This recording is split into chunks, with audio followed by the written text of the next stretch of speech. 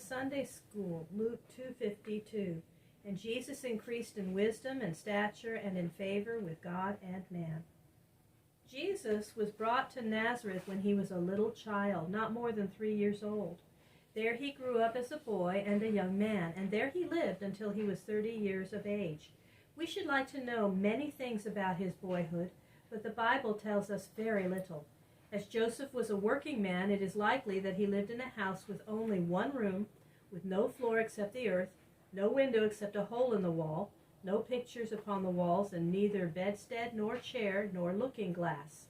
They sat upon the floor or upon cushions.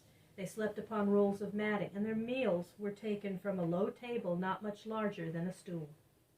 Jesus may have learnt to read at the village school, which was generally held in the house used for worship, called the synagogue.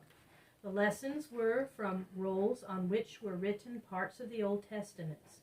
But Jesus never had a Bible of his own.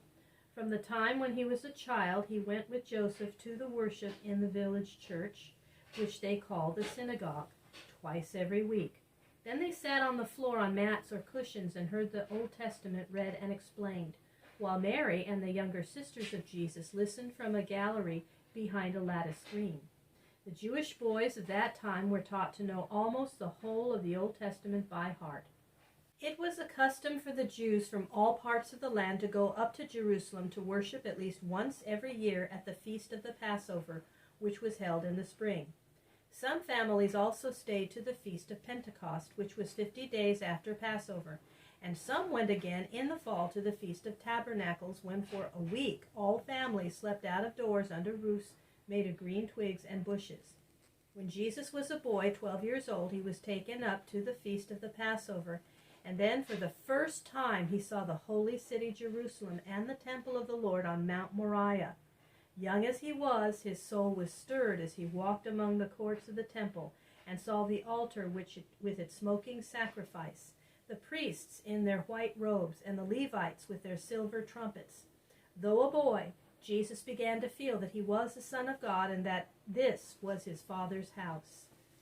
His heart was so filled with the worship of the temple, with the words of the scribes or teachers whom he heard in the courts, and with his own thoughts, that when it was time to go home to Nazareth, he stayed behind, held fast by his love for the house of the Lord.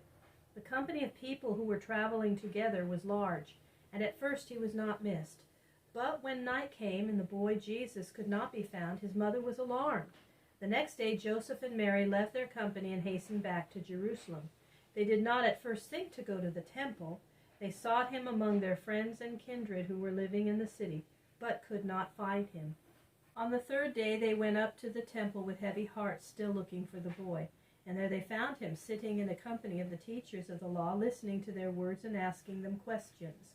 Everybody who stood near was surprised to find how deep was the knowledge of this boy in the word of the Lord. His mother spoke to him a little sharply, for she felt that her son had not been thoughtful of his duty. She said, "Child, why have you treated us in this way? Do you not know that your father and I have been looking for you with troubled hearts?" "Why did you seek for me?" said Jesus. "Did you not know that I must be in my Father's house?" They did not understand these words, but Mary thought often about them afterward, for she felt that her son was no common child and that his words had a deep meaning. Though Jesus was wise beyond his years, he obeyed Joseph and his mother in all things. He went with them to Nazareth and lived contented with the plain life of their country home. As the years went on, Jesus grew from a boy to a young man. He grew too in knowledge and in wisdom and in favor of God. He won the love of all who knew him, for there was something in his nature that drew all hearts, both young and old. Jesus learnt the trade of a carpenter or worker in wood with Joseph, and when Joseph died, while Jesus was still a young man, Jesus, as the oldest son, took up the care of his mother and his younger brothers and sisters. And so, in the work of the carpenter's shop and the quiet life of a country village and the worship of the synagogue church, the years passed until Jesus was 30 years of age.